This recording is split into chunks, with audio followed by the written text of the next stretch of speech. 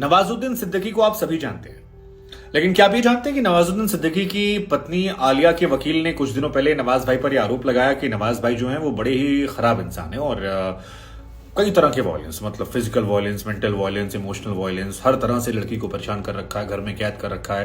कानूनी रूप से दोनों शादीशुदा हैं, हालांकि साथ नहीं रहते हैं, लेकिन ये कहा कि नवाज ने घर में कैद करवा के रखा और ऐसा कैद कर रखा है कि एक बॉडीगार्ड है जो उनकी पत्नी पर नजर रखता है। उन्हें नहाने तक जाने नहीं मिलता है, खाने को प्रॉपर नहीं मिलता है, मतलब पत्नी को पूरी तरह से तबाह मचा रखा है। और इसी बात को लेकर एक थाने में शिकायत दर्ज करवा दी गई। लेकिन अब इस कहानी में एक ट्विस्ट आया, और ये ट्विस्ट आया है नवाजुद्दीन सिद्दीकी के वकील की तरफ से। बहुतेरे आरोप लगाए हैं और जो आरोप लगाए हैं वो एक्चुअली में बहुत शॉकिंग है। नवाज के वकील ने बताया कि एक्चुअली जो ये इनकी वाइफ हैं, ये जैनब जो हैं, ये जैनब नहीं रही हैं, ये अंजलि रही हैं। और ये मोहतरमा 8वीं फेल महिला हैं जिन्होंने लाइफ में कई मर्दों से शादी की है अलग अलग। इनका नाम अंजलि है और ये लोगों का इस्तेमाल करती हैं अपने आप को मुकाम तक पहुंचाने के लिए, क्योंकि दिखने में खूबसूरत है। उनके वकील का तो यहां तक कहना है कि ये महिला अपने सपनों को पूरा करने के कुछ भी कर सकती है और इनकी पूरी बेख खाता। और नवाज के वकील ने बताया कि जो पत्नी आलिया है, इन्होंने 2011 में नवाजुद्दीन को छोड़ दिया था, 10-11 के आसपास। लेकिन फिर फिल्में हिट हो गई, gangs of Wasseypur I, Nawaz hero बन गए और हीरो बनने का असर ये हुआ कि जब करियर ट्रैक पर आया तो बीवी जो है वो वापस ट्रैक पर आ गई।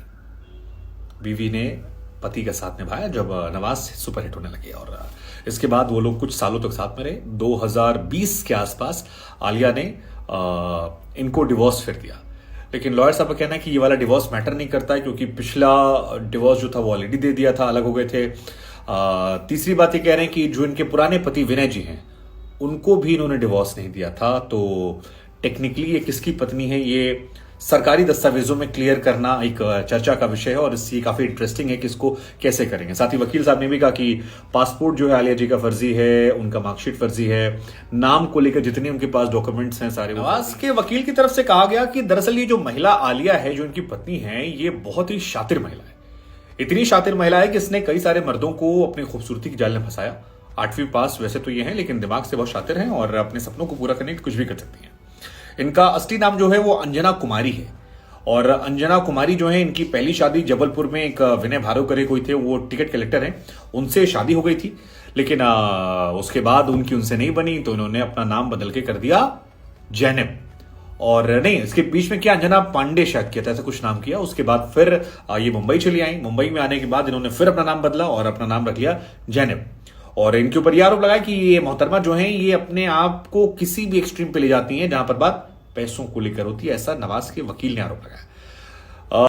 मुंबई आने के बाद साल 2009 में राहुल नाम का एक लड़का था, मुंबई में राहुल बहुत सारे होते हैं, वहां पर एक लड़के से इन्होंने शादी कर ली। उसके बाद गोरेगांव में वहां पर फ्लैट में शिफ्ट हो गए और अपने पति को डिश कर दिया था। लेकिन उनके पति जो हैं, इनकी एक बहन भी है अर्चना, जो इनके साथ सारे कामों में इन्वॉल्व होती हैं। इनके पुराने पति ने उनकी बहन के साथ सेटअप कर लिया, मतलब काफी कॉम्प्लिकेशंस जो हैं वो यहां पर हैं और ये मोहतरमा यहां पर सेटल्ड हो गई। उधर इनकी जो बहन अर्चना थी, उनका भी एक पति था और उसको उन्होंने डिच किया था, जिसके बाद बड़ी वाली बहन ने किसी और को पकड़ लिया, छोटी वाली बहन ने अपनी बहन के पति को दोबारा से पकड़ लिया। माथा मेरा घूम रहा है बताने में आपको। अच्छा, एक फर्जीवाड़े का आरोप उनके पति विनय पर भी लगा, जो रेलवे में टीटी हैं, कि पहले अपनी पत्नी का नाम अर्चना दर्ज करवाया, फिर बाद में दूसरी बार अंजना दर्ज करवाया, बाद में फिर अर्चना का दर्ज करवाया। और तीनों जो हैं वो जो सरकारी सुविधाएं मिलती हैं उनका लाभ उठा रहे हैं और तीनों एक्चुअली में फर्जीवाड़ा कर रहे हैं। हालांकि इस फैमिली की जितनी बातें वकील साहब ने बताई हैं, जहरी साहब ने, वो सर घुमाने वाली हैं, समझने बड़ा मुश्किल है। लेकिन आसान शब्दों में उनके वकील ये समझाना चाहते थे कि नवाज पर जो आरोप लगाए गए थे वो एक फर्जी महिला ने लगाए, जो खुद धोखेबाज है, जिसने अपने पति को धोखा दिया, एक नहीं 2-3 पतियों को धोखा दिया, और जिसकी बहन धोखेबाज है, जिसका पुराना पति धोखेबाज है, और नवाज भाई थोड़े पाक साफ है। हालांकि इन तमाम चीजों को लेकर जब नवाजुद्दीन सिद्दीकी से सवाल पूछा गया तो नवाज ने कहा कि इस बारे में उन्हें कोई जानकारी नहीं है। प्रेस कॉन्फ्रेंस के बारे में उनके वकील उनका केस डील कर रहे हैं और उन्हें अपने वकील पर भरोसा है और वकील साहब ही मैटर डील करें तो बेहतर है।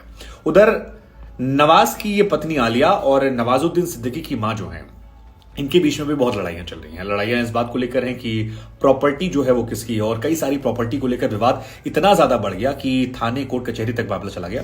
जिसके बाद नवाजुद्दीन सिद्दीकी फ्रस्ट्रेट हो गए और इतना फ्रस्ट्रेट हो गए कि अपना घर बार छोड़कर उन्होंने कहा, यार बस करो तुम लोग, मैं दुखी हो गया हूं और मैं जा रहा हूं होटल में रहने। और फिलहाल वो होटल में ही रहते हैं, ना अपनी माँ के पास रह रहे हैं, ना अपनी पुरानी पत्नी आलिया के पास रह रहे हैं। और सभी जा चुके हैं, मतलब वो अपनी फिल्मों की छुट्टियां पर बहुत ज्यादा है। हमें लगा हम आप पर टॉस करते हैं और आप बताइए कि